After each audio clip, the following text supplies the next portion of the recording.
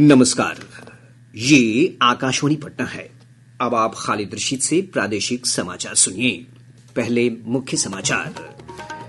प्रधानमंत्री नरेंद्र मोदी कल दरभंगा के शोभन में एम्स के निर्माण की आधारशिला रखेंगे।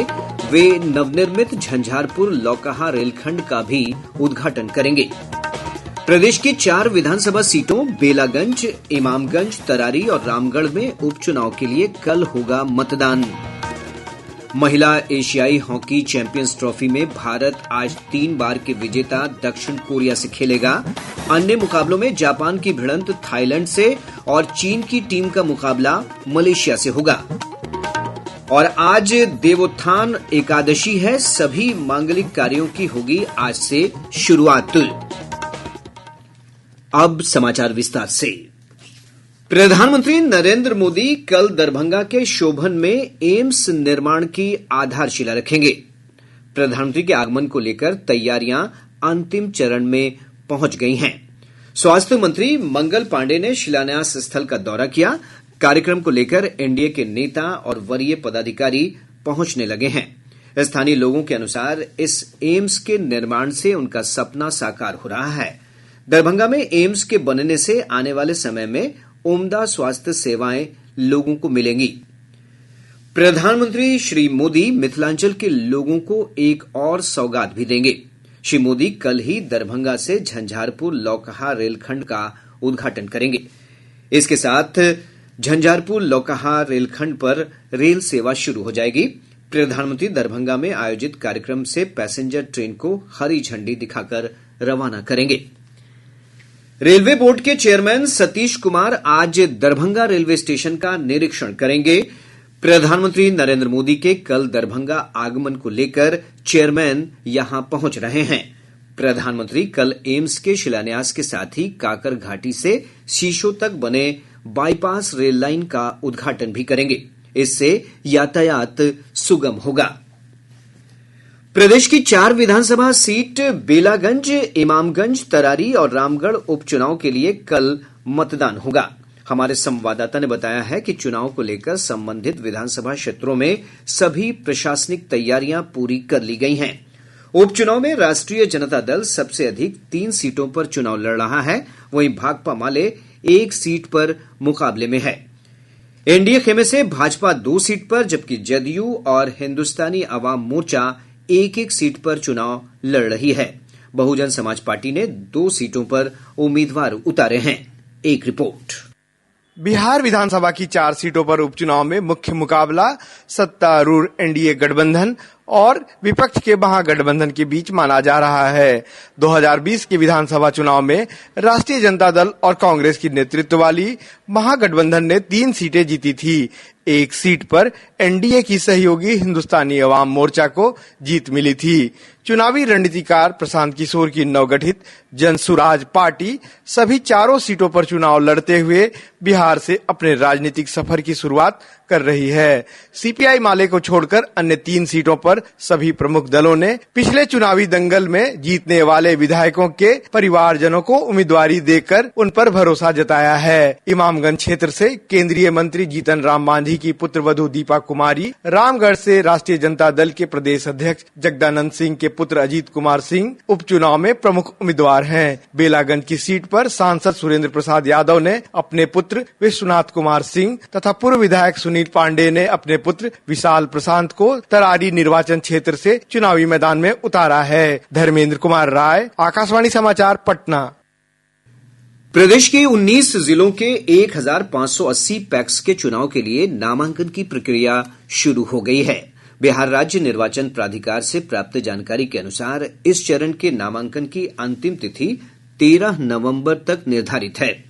कैमूर जिले में कल अध्यक्ष पद के लिए 19 और सदस्य पद के लिए 48 उम्मीदवारों ने नामांकन दाखिल किया। वहीं रामपुर में सदस्य पद के लिए 3 और अध्यक्ष पद के लिए 4 प्रत्याशियों ने नामांकन पत्र दाखिल किया है। अभ्यर्थी 19 नवंबर तक अपना नाम वापस ले सकते हैं। मतदान 26 नवंबर को होगा। मतदान के दिन या उसके अगले दिन मतों की गिनती होगी। पैक्स चुनाव के लिए अध्यक्ष और सचिव सहित 12 पदों के लिए मतदान होगा। अध्यक्ष और सचिव का पद अनारक्षित होगा। राजगीर में आयोजित महिला एशियाई हॉकी चैंपियंस ट्रॉफी में भारत आज 3 बार के विजेता दक्षिण कोरिया से खेलेगा। 2 अन्य मुकाबलों में जापान की टीम की भिड़ंत थाईलैंड से होगी, जबकि चीन की टीम का मुकाबला मलेशिया से होगा। इससे पहले कल राजगीर हॉकी स्टेडियम में खेले गए अपने पहले मैच में भारत ने मलेशिया को 4-0 से पराजित कर अभियान का आगाज किया। कल कई पेनल्टी कॉर्नर खोने के बाद भारतीय टीम 3 को गोल में बदलने में सफल रही। संगीता कुमारी के शानदार आखिरी गोल ने पिछले चैंपियन भारत की जीत पक्की कर दी। इससे पहले उद्घाटन मैच में जापान और दक्षिण कोरिया के बीच रोमांचक मुकाबला 2-2 से ड्रॉ रहा। जापान के लिए महो उयेनो और साकी तनाका ने गोल किया, जबकि कोरिया के लिए मिहयांग पार्क और यूजिन ली ने गोल किए। एक अन्य मैच में चीन ने थाईलैंड को 15-0 से हरा दिया। मैच के अंतिम 2 क्वार्टर में 10 गोल दागकर चीन पूरे समय थाईलैंड पर हावी रहा। सारण जिले के हरिहर क्षेत्र का विश्व प्रसिद्ध सोनपुर मेला कल से शुरू हो रहा है। मेले में सांस्कृतिक और मनोरंजन के कार्यक्रम आकर्षण के केंद्र रहेंगे। राज्य सरकार ने इसे राजकीय मेले का दर्जा दिया है। मुख्य सचिव अमृतलाल मीणा ने वीडियो कॉन्फ्रेंसिंग के माध्यम से अंतर विभागीय बैठक कर मेले में व्यवस्था की समीक्षा की। बैठक में उपस्थित विभिन्न विभागों के प्रधान सचिव और सचिव ने अपने अपने विभागों से संबंधित कराए जा रहे कार्यों की जानकारी दी। मुख्य सचिव ने विधि व्यवस्था और भीड़ नियंत्रण को लेकर की जा रही व्यवस्थाओं की भी जानकारी ली। स्वास्थ्य विभाग की ओर से जानकारी दी गई है कि मेला क्षेत्र में 8 अस्थायी चिकित्सा शिविर लगाए जाएंगे। पशु और मत्स्य संसाधन विभाग के माध्यम से मेला क्षेत्र को 8 वार्ड में बांटकर प्रत्येक वार्ड में एक पशु चिकित्सालय कार्यरत किए जा रहे हैं। उद्योग विभाग के माध्यम से 21 विद्याओं के 63 शिल्पकार और बुनकर अपनी कलाकृति का प्रदर्शन करेंगे।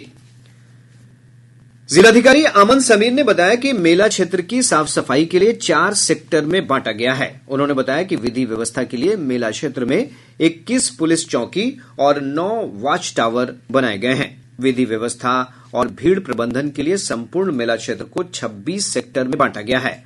यातायात व्यवस्था को सुगम बनाए रखने के लिए 40 स्थलों पर ड्रॉप गेट बनाए गए हैं। 380 जगहों पर सीसीटीवी कैमरे लगाए गए हैं। प्रदेश में नियोजित शिक्षकों के लिए दूसरी सक्षमता परीक्षा के 7 विषयों की पुनर्परीक्षा कल ली जाएगी। बिहार विद्यालय परीक्षा समिति के अनुसार 9वीं और 10वीं कक्षा के संगीत, हिंदी, गृह विज्ञान, नृत्य और फारसी तथा 11वीं और 12वीं कक्षा के लिए गृह विज्ञान और इतिहास विषयों की परीक्षा ली जा रही है। शिक्षकों के लिए नए सिरे से प्रवेश पत्र जारी किए गए हैं। समिति ने कहा है कि जिन शिक्षकों के प्रवेश पत्र पर प्लास्टिक का आवरण लगा होगा उन्हें परीक्षा में शामिल नहीं होने दिया जाएगा। प्रादेशिक समाचार आप आकाशवाणी पटना से सुन रहे हैं। ताजा समाचारों के लिए आप हमारे एक्स हैंडल AIRnews_पटना पर जा सकते हैं। राजधानी पटना समेत प्रदेश का मौसम शुष्क बना हुआ है। मौसम विभाग के अनुसार आज अधिकतर भागों में आंशिक रूप से बादल छाए रहेंगे। पछुआ हवा के कारण न्यूनतम तापमान में धीरे धीरे गिरावट की संभावना है। कल राजधानी पटना सहित प्रदेश के अधिकांश शहरों में अधिकतम और न्यूनतम तापमान में गिरावट दर्ज की गई है। NIA ने टेरर फंडिंग मामले में सीवान जिले के सराय थाना क्षेत्र के पुराना किला पोखरा में अख्तर अली के आवासीय ठिकाने पर छापेमारी की। इस दौरान एजेंसी को मोबाइल बैंकिंग लेन देन से जुड़े कागजात और कई संवेदनशील दस्तावेज मिले हैं। NIA इसकी जांच कर रही है। एक अधिकारी के अनुसार जांच के दौरान यह जानकारी मिली है कि कुछ लोग अपनी वास्तविक पहचान छिपाते हुए कई फर्जी दस्तावेज बनाए हैं। इसके साथ ही स्थानीय युवाओं को प्रभावित कर अल-कायदा नामक आतंकी संगठन का सदस्य बनाया जा रहा था। वहीं कई युवाओं के बैंक खातों का उपयोग कर बाहरी देशों से रुपए भेजने और मंगाने का काम किया जा रहा था। गौरतलब है कि अख्तर अली के बेटे सुहैल के बैंक खाते को NIA ने संदिग्ध लेन देन के मामले में 6 महीने पहले फ्रीज कर दिया था। सुहैल का जम्मू कश्मीर और हिमाचल प्रदेश में फल का कारोबार है। इस सिलसिले में एजेंसी ने कल देश भर में छापे मारे थे। राज्य के सभी जिलों में पत्रों को जल्दी पहुंचाने के लिए डाक विभाग केंद्रीकृत वितरण केंद्र खोलेगा। बिहार परिक्षेत्र के मुख्य post master general Anil Kumar ने बताया कि इसके लिए 60 स्थानों का चयन किया गया है। इन केंद्रों के खुलने से डाक नहीं मिलने और खो जाने की समस्याएं भी कम होंगी। उन्होंने कहा कि हर 20,000 की आबादी पर एक केंद्र बनाया जा रहा है। श्री कुमार ने बताया कि अभी पटना में एक केंद्र काम कर रहा है, सभी केंद्र आपस में जोड़े जाएंगे। श्री नारायण यादव का कल निधन हो गया। वे लालू प्रसाद और राबड़ी देवी सरकार में शहरी विकास मंत्री थे। 2010 के बिहार विधानसभा चुनाव में उन्होंने जनता दल यूनाइटेड के जमशेद अशरफ को हराकर बलिया सीट जीती थी। यादव ने इस निर्वाचन क्षेत्र से 9 बार जीत हासिल की। कल देर रात पटना में उन्होंने अंतिम सांस ली। उनके निधन पर सभी दलों ने गहरा शोक जताया है।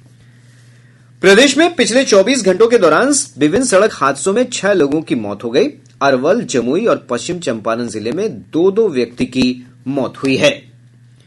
आज देवोत्थान एकादशी है। हिंदू धार्मिक मान्यताओं के अनुसार इस दिन पिछले 5 महीने से निद्रा में रहे देव जागते हैं। देव के जागने के साथ ही सभी मांगलिक कार्यों की शुरुआत हो जाती है। इधर हमारे संवाददाता ने बताया है कि इस अवसर पर बेगूसराय के सिमरिया धाम में शाही स्नान को लेकर श्रद्धालुओं की भारी भीड़ देखी जा रही है। जिला प्रशासन ने भीड़ को देखते हुए सुरक्षा के व्यापक प्रबंध किए हैं।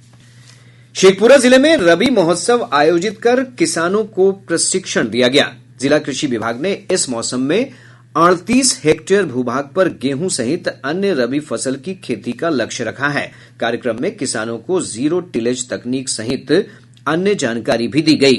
पटना जिले के गौरीचक थाना क्षेत्र में अपराधियों ने एक फल कारोबारी से 6 लाख रुपए लूट लिए।